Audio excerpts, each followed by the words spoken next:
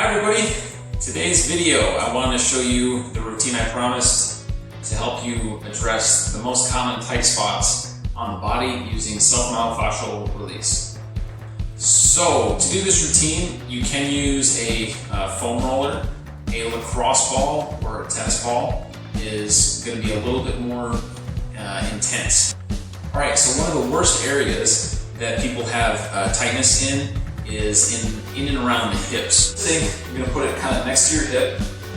Whatever leg you're going to work, that side, you want to keep that leg bent and bring it up and over top of the other knee so that you can pick yourself up and then slide to the side and get on top of that ball. And then once you're there, you're working in and around the area that you would sit on, that those sit bones, the ischial tuberosity, it's called, in and around that area, and then out to the side of the hip, kind of towards the pocket.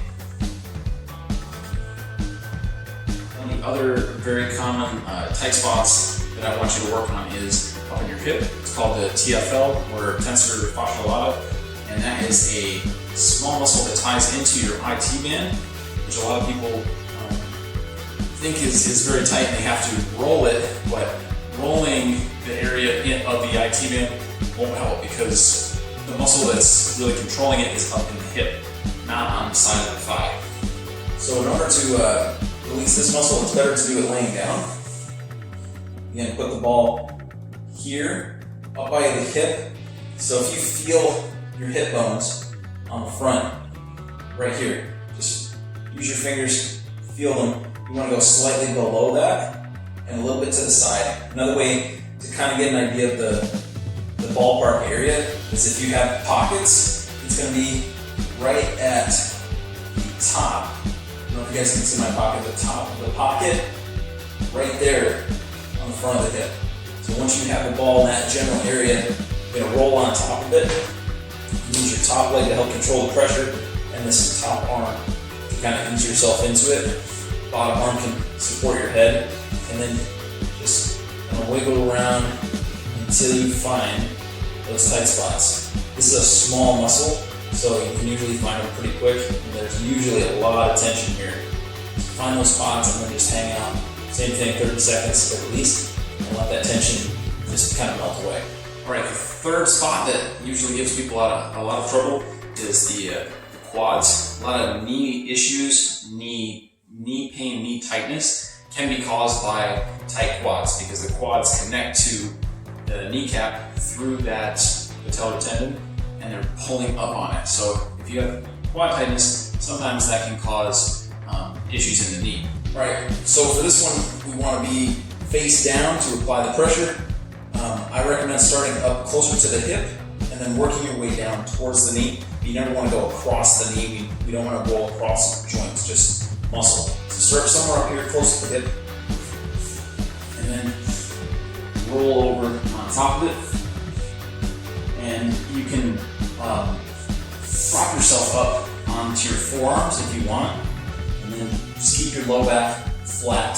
Don't let your low back arch like this, because then you're not getting any more pressure. So you almost want to be in a kind of a plank position, and then kind of ease yourself forward, sort of crawling forward with those forearms to make the ball move down the leg. And you can just go back and forth over a few inches to work that area, and then reposition the ball, and then come back up and go back and forth over another area. You can go left and right a little bit as well. Once you find a really tight spot, which will usually be closer to the knee, maintain that pressure and hold it. One thing you can try with this, which I showed in another video, is called flossing, where I got that tender spot tacked down, and then I'm going to bend the knee and then straighten it. That helps get a little bit deeper release. It's a little bit more uncomfortable, so if it's too much to tolerate, it's okay to just stay in one place and wait for it to release that way. So for this one, you're going to want to lay face down again. I'm going to work the right side. So I want to be somewhere over here, closer to the shoulder, about in line horizontally with the armpit. And I'm going to have my arm out to the side. So once I start rolling this, I'm going to sort of wiggle my body left and right to saw into that area. You can experiment. Feel free to experiment with the arm being a little higher, a little lower.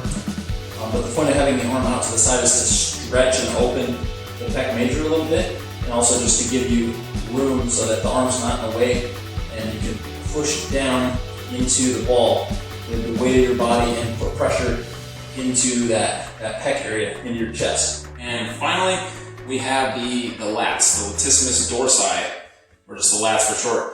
Lay back here. They're a big muscle on the upper back, and those get tight as well.